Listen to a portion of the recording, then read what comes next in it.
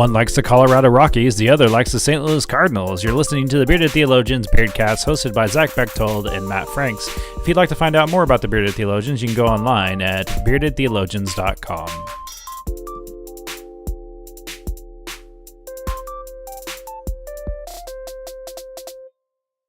And we're live. At least I think we are. This week on Bearded Theologians, we're actually going to talk about how do we respond to fear. And so the question that we're going to lay on the table today is just that. How do we respond to fear? And I'll let Zach start today. So last week, we're kind of following up with our talking about dreams last week and into, you know, for dreaming big and or even little, there's fear that comes along with that. And so how do we respond to it? And for me, in my lifetime, fear is one of those things that has anchored me back. Most recently, going back to school, I was fearful that I would miss time with my family, that I'd miss out on my kids growing up, that I'd miss those big moments. And so I pushed it off and pushed it off. And finally, my wife, Michael, came up and said, "Look, this is what we need to do. We're going to support you in this. And yeah, it's big, it's scary, but go." Move forward, and if you fail, we'll pick you up. If you succeed, we're right there with you, no matter what. And with that encouragement, that fear melted away. And for me, that was the most recent thing that fear kind of grabbed hold of me. But there was a big support system there for me, and helped me move forward in that. Franks, what about you? Where are you at with fear? Yeah. Grew up in the culture of no fear. I remember, and you probably remember the no fear T-shirts that were prevalent back when we were probably about teenagers. And it's not that I don't have fears, I do. But I think the biggest thing I've learned for me, especially as I've entered into ministry, is that fear, if you allow it into your life, can have a grip on you so much so that you cannot be fruitful. It's kind of like having a weed in your life, and if you don't tend to your garden, and your weed can just suck you up and keep you from producing fruit. And one of the things I always try to strive for is if I'm afraid of something, I try to meet it head on and try to engage it and try to say, okay, I'm not going to let this keep me down. And I found that has been very successful. There have been times where I failed, and I just fail, and I look at the process and I figure out what went wrong, and I figure out what can I do to be better the next time, and then I move on. I really don't have other than like fear of other things. I really don't have just a genuine fear that grips my life, because I learned through just the way I was brought up to have an attitude of no fear, because if you allow fear into your life, then you will not be a productive person. You'll hold on to fear and failure, because the two seem to go hand in hand. Sometimes if you allow those two to grab a grip on you, they never let go. And that's the thing that I always try to focus on. If it's a fear, how do you conquer it, and how do you move on and move through it, versus actually just sitting back and letting it corrupt your life. And I think that's kind of just the way that I've generally handled that. What are some ways, Zach, that you would think would be a good way to kind of conquer fear? Well, for me, I think you're right. And in my experience in myself and with most people, fear is that anchor that holds us back, that doesn't allow us to move forward. Fear of failure, we're afraid to go and do that thing.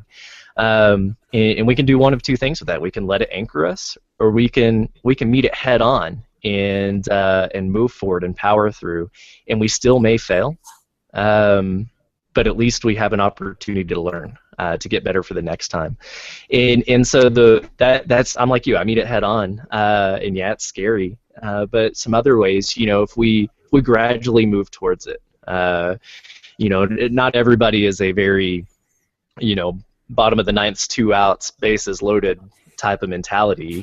That's a very extrovert type of way of doing things, and knowing not everybody's an extrovert, that we have introverts. That things move a little bit slower, taking those things in small bits, taking the things that make us fearful one step at a time, rather than trying to take it 2 or 3 steps at a time. So knowing who you are, knowing how you respond to new situations, to fear, to things that make you a little bit more cautious is probably the most important. So doing it the way that we do it and just run right into it, it will not work for everybody. And so knowing who you are and how you respond to it, how you take that on is huge. And if if you keep meeting things head on and you keep falling down, try a different approach. Try it, try it a little bit slower, one brick at a time, one step at a time, and see if that changes the way that you view situations or fear or things like that. And I think that's the same. I was thinking about like using a baseball analogy as well, but you already used one, so I'm going to move to a musician's mentality. When I was playing in college and playing at a high level, you would constantly rehearse, and there would be maybe a trouble spot, and you could fake your way through it, or you could press on and work really hard through it and maybe learn that piece and then do it well. And then there would be times, and I know that this happened to me a lot, where I'd be performing a solo either for a church or some kind of activity, and I would miss a note or I would mess up. And I had a band instructor tell me that nobody's going to know you mess up unless you show or say something about you messing up, because most people don't know the piece. And so you need to even if you fail, you need to hold yourself like you're not failing and move on and move through that piece again, not to make that same mistake twice. And I think that that's kind of the deal with fear, and is that sometimes our fears are grown out of our failures, and that we fear it because we messed up one time, and we just hold on to that, and like I've said before, it just sucks us up. And if when we fail, failure is not the end. Failure is actually a new beginning, the way I see things.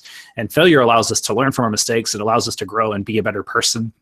Yeah, we'll always have that scar of failure, but if we can grow out of that scar and learn how to be a better person because of that, we won't fear it anymore. And I think it's the same thing when people talk about fearing other people or other different beliefs, that maybe there was some harm there, and that not looking at that particular issue, but looking at the person as a child of God, or the issue as something to learn from. I think we can grow out of that fear and not be so afraid, because let's be honest, fear has a grip on our society, and it's such a marketable item that companies and stuff prey off your fear to get you to buy the next thing, to keep you from not being afraid. And that's not what scriptures say. The Bible's full of all sorts of times where it says, do not be afraid. And it's, when they're asking big things, the angel asked Mary, don't be afraid. you're going to have a baby, and you're not going to have a baby, you're going to have the baby. And then you see Jesus using the same mentality with Peter when they're walking on water. Hey, Peter, don't be afraid. Come, just come. And, Peter was afraid, and he sank and fell. And we see that through all the scriptures. There's other instances as well. Moses, you could draw your line to Moses and stuff like that. And so what I would suggest and what I would offer up is that if it's something you fear, ask yourself, why do you fear it? And when you process that, and when you think about why do you fear it, you'll be amazed that you may come to the conclusion, like, I don't know why I fear it. I just do. And then work through that and say, I don't need to fear this. This is not something to fear. Now, there are things to fear. I mean, I hate snakes. Snakes are a big one, most definitely.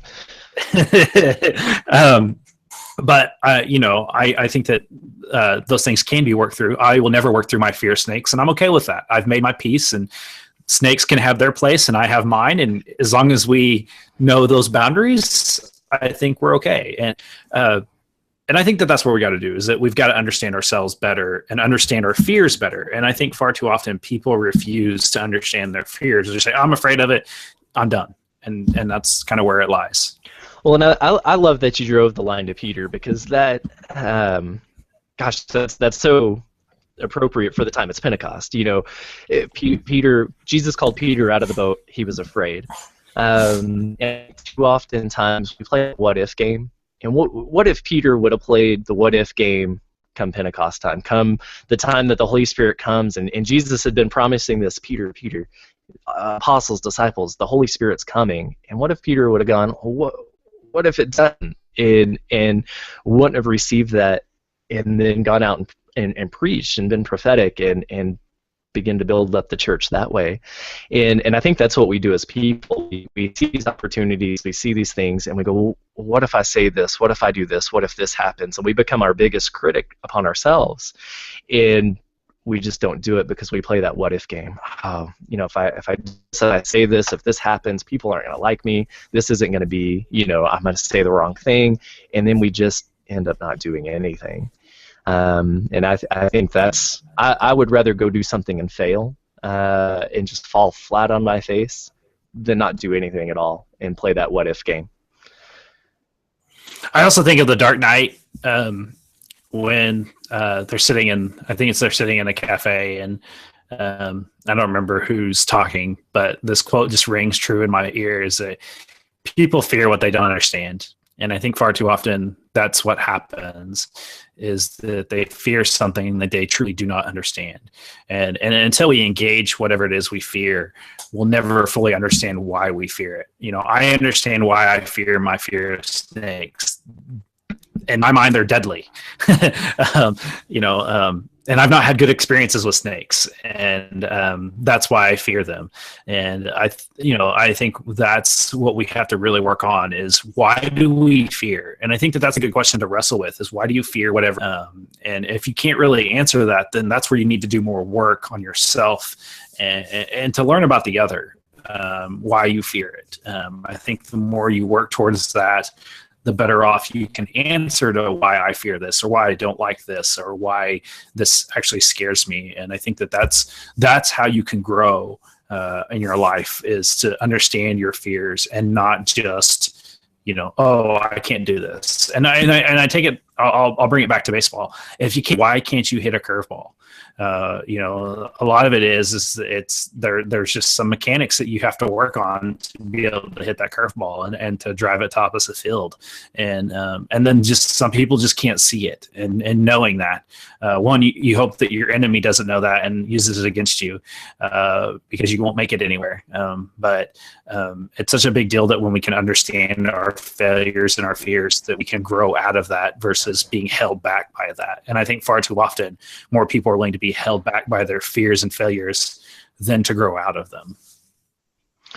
And I think that's what we want to do for all of you. We want to ask you that question. What are your fears, and now how do you move forward? Why do you fear those things? And what are your next steps? How do you take those gentle steps maybe, or how do you run into that wall head first and just power through? Whatever your process is, begin to ask yourself those questions. And what is it that you fear, and why? And we'd love to have that conversation with you. You can hit us up on all of the social medias, the Twitters, the Facebook, the Instagram. We're all there. You can check out our website at beardedtheologians.com. You can check out some sweet gear, mugs, shirts. We hope to have some really cool new products coming soon. But most of all, we thank you for listening to us. We thank you for engaging with us. And we want to keep having the conversation with all of you.